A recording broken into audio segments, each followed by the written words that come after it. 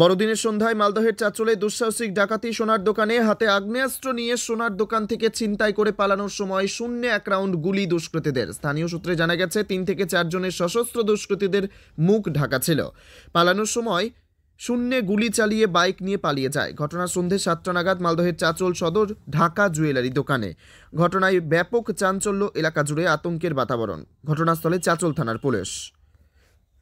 জঙ্গিপুর থেকে তরিকুল শেখের report, Jangipur TV.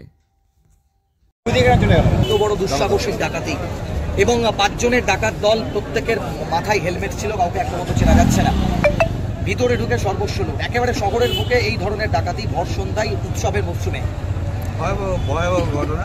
মানুষের মনে আজ একটা উৎকণ্ঠা তৈরি হয়েছে যে চাঁচল প্রপারে একটা গুরু আছে এমন একটা প্রতিষ্ঠান, যে প্রতিষ্ঠানে ডাকাতি হয়েছে। মানুষ তার সাথে ব্যবসায়ীরা আজ ভীষণ উৎকণ্ঠিত। তারপরে আজকে একটা বিশেষ দিন, উৎসব মুখর দিন একটা, সেখানে আরও যথেষ্ট সজাগ থাকা উচিত ছিল বলে আমরা মনে করছি।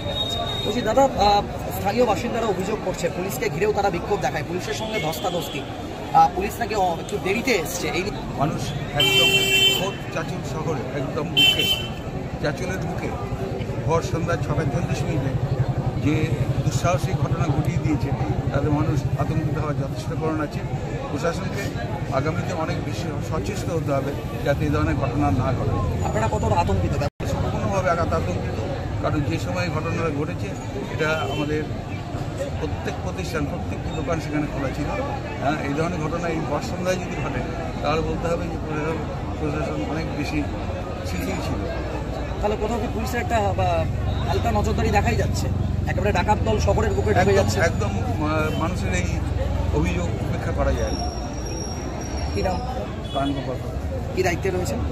আমি চাঁচল মার্চেন্ট